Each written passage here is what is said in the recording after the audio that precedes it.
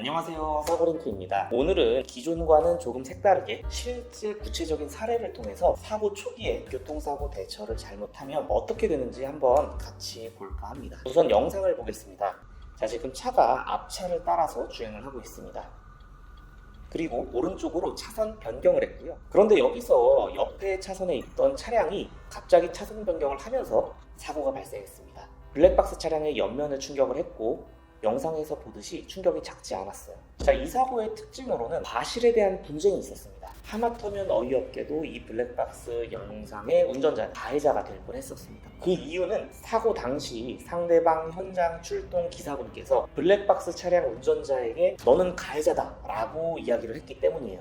그래서 이 블랙박스 운전자는 굉장히 억울하기는 한데 일단 상대 보험사 직원이 가해자라고 하니까 본인이 가해자인 줄 알고 일단 현장에서 끄떡끄떡 했다고 합니다. 근데 집에 돌아와서 생각을 해보니 앞만 봐도 너무나 억울한 거예요. 그래서 본인이 가입한 보험사에 한번 물어봤습니다. 해당 보험사 담당자는 일단 확답은 하지 않고 한번 잘 해보겠다 정도로 대답을 하고 1차적으로 마무리가 되었고요. 저희가 봤을 때 일단 과실에 대한 쟁점은 이렇습니다. 첫 번째로 우선 블랙박스 차량은 우회전 차선에서 직진을 했다는 거예요. 그런데 이 부분에 대해서는 일단 바로 말씀을 드리면은 직진 금지 표시가 없으면 직진을 해도 괜찮습니다. 저 건너편 반대편의 도로에 차선이 감소하지 않고 직진했을 때 바로 진입할 수 있는 도로가 있다고 하면 문제가 없습니다.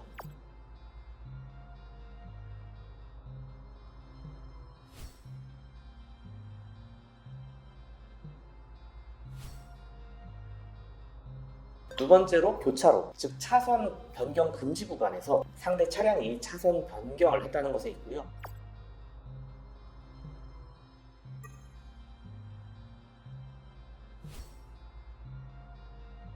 마지막으로 세 번째로 상대 차량이 앞이 막혀있는, 어떻게 보면 밀린 상황에서 급차선 변경을 했다는 점, 이런 부분들은 모두 과실에 대해서 CCBB를 가릴 수 있는 그런 근거가 되기도 합니다.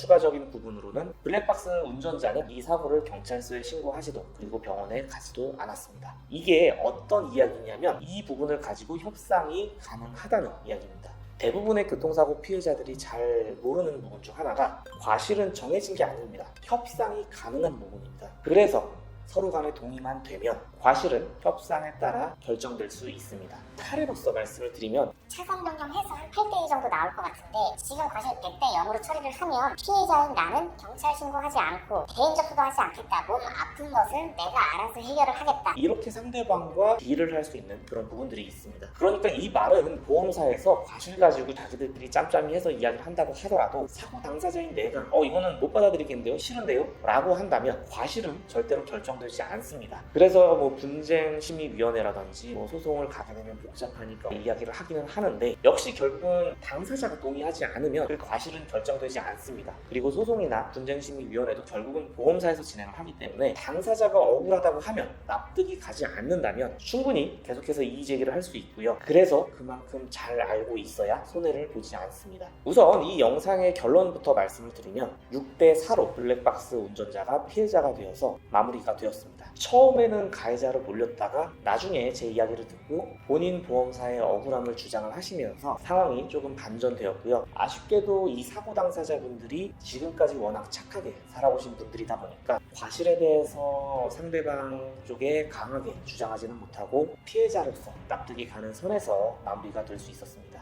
이미 사고 현장에서부터 상대방 현장 출동 기사분께 눌린 게 가장 컸고 보상에 대해서도 그냥 조금 손해를 보더라도 최대한 빨리 마무리를 하고 싶다라는 의사가 더 컸기 때문에 현실적으로 그렇게 무리하지 않는 선에서 타협하면서 잘 마무리될 수 있었습니다. 그 상황에서 블랙박스 쪽 보험사, 가입한 보험사에서는 어쨌든 처음과는 달리 가해자와 피해자가 변경이 된 상대방 보험사도 이 사고에 대해서 6대4 정도면 선방을 한 거다 보니까 잘 마무리가 되었습니다. 이처럼 교통사고는 본인이 얼마나 잘 알고 있냐 그에 따라서 결과가 결정될 수 있습니다. 이런 사고 영상에 대해서는 처음 올려보는데 앞으로도 종종 이런 사례들 한 번씩 공유 드리도록 하겠습니다. 오늘도 영상 시청해 주셔서 감사드립니다. 교통사고에 대해서 더 알고 싶으시다면 구독과 좋아요, 알림 설정 눌러주시고요. 주변에 사고 나신 분들 있으시면 저희 사고링크 소개해 주세요. 그분들께 큰 도움이 될 겁니다. 이만 사고링크였습니다. 감사합니다.